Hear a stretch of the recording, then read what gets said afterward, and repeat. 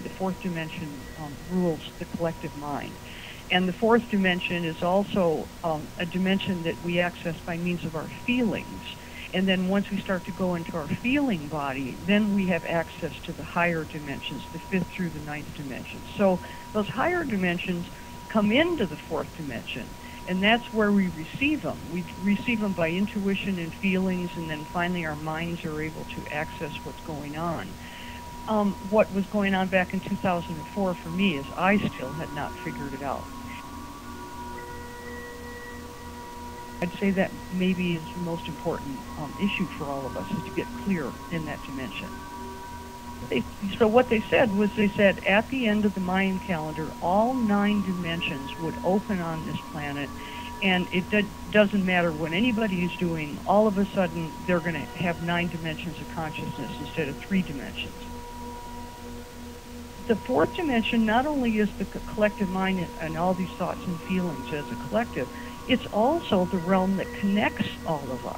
And so understanding this dimension is the key to moving into oneness and connectivity, which is, I think, what's happening. Showing us that the Mayan calendar is a time-coded evolutionary form, which is then creating the divine mind and then creating all these dimensions. But the adept level of the fourth dimension is to figure out how the control programs work. Right. Because, for us, because the global elite and the various cosmic forces in the universe, whatever they all work through the fourth dimensional control programs to keep humans in a state of complete confusion. And so when you really master what the global elite is up to, which of course I had lots of fun with in alchemy, what happens is you become totally free. Because when they start to hand out their BS, you don't fall for it. Right. If you can just watch these guys, and this is what everybody's doing right now, which is lots of fun. But I would say that probably this is the most interesting dimension, because I think in 2011, the fourth dimension is going to clarify. In other words, I think that the biggest shift that's coming at the end of this calendar is people becoming able to actually see the influences that are controlling them. Mm-hmm. And that's going to be very powerful. Yeah. A lot of people at this point are working with advanced sound healing techniques, because if you can just tune into the correct frequency, then immediately the correct form formulates, and then it goes right down to unconditional love and through the dimensions. And it probably is the dimension that's going to give us the most assistance in terms of going into oneness, because what's going to happen in 2011 is our world is going to start to be immersed in the music of the spheres. Mm-hmm. Going to be that kind of energy that's going to move us through this. And it's not necessarily money that's collapsing, although money, there are various factors, the euro, the dollar, and all that. We go on a lot of details. What's really collapsing is the structures, as you know, of the national and planetary underworld. And so the financial collapse is happening because of the collapse of all those structures. And I think people do better if you just keep on focusing on letting that collapse happen, because things have to change at that level. We all know. I mean, look at the latest oil disaster. We all know that it can't continue to be this way, you know. And I'll just say one more thing about it regarding the fourth dimension. The biggest control factor in the fourth dimension is the world religions. The world religions came about as a development of the national underworld. That's the 5,125-year historical cycle. And so as soon as we see the beginning of civilization, like 3,100 years ago, we also see the development of religion coming in tandem with civilization. And so the theocratic forces, that's the forces of the kings. You know, there's an issue of divine kingship, and for thousands of years, people believed that if they had a divine king, then the king was in touch with God, and everything was just fine. And of course, that enabled a creation of the most incredible and manipulative system on this planet for 5,000 years. We go into day 7 of the galactic underworld, November 3rd, 2010. So it's important now that we're coming up to this time to realize that day 7 occurs first, and then 3 months after that, during February 2011, we get another time acceleration called the universal underworld.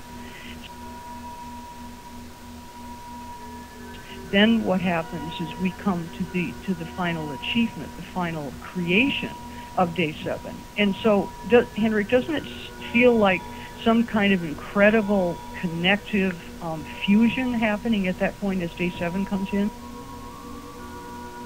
The connective power of the 4th dimension will start dominating over this dualistic black-white global elite control pattern. You see that? Yeah. And people won't necessarily understand what's going on, but I think what they will suddenly find themselves doing is they'll suddenly find themselves seeing both sides of the coin.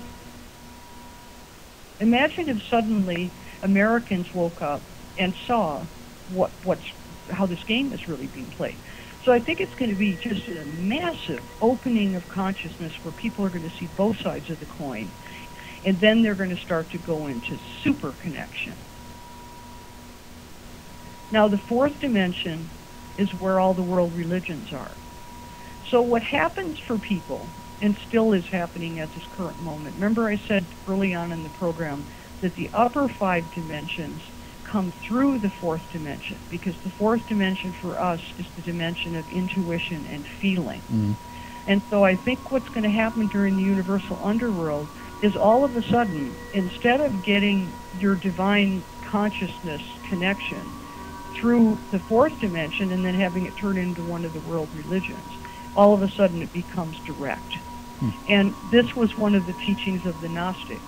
The religion that got dumped 1,500 years ago, 2,000 years ago, was Gnosticism. Gnosticism is a very simple thing. It just says you can have a direct connection if you want it, and you don't have to go through any religion or any priest.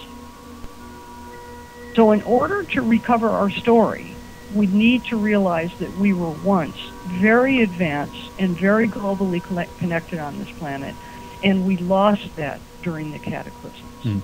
You see that? We need to realize that, we need to see that we have regressed very, very deeply during that period of time. And when people can see that, and of course, millions at this point see this because of wonderful writers like Graham Hancock and all kinds of other writers. When you see that, then what happens is you become fascinated with the great civilization of the past. And we only have a few remnants of it on the Earth, but we do have some remnants of the global civilization. So people go to sacred sites. All of the sacred sites in Europe, for example, the church came along and got a hold of the pagan sites, in Portugal. And built Spain. Churches on top of them, etc. Yeah.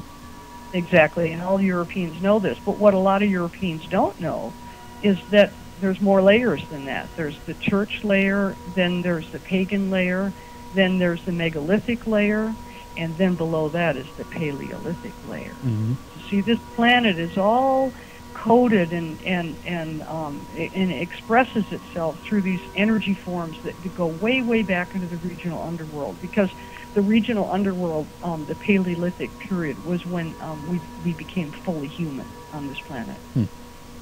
That means what does fully human mean? It means spiritually connected. In other words, with the regional underworld, we see people using black ochre and ritual to bury their dead because they have a sense of the sacred.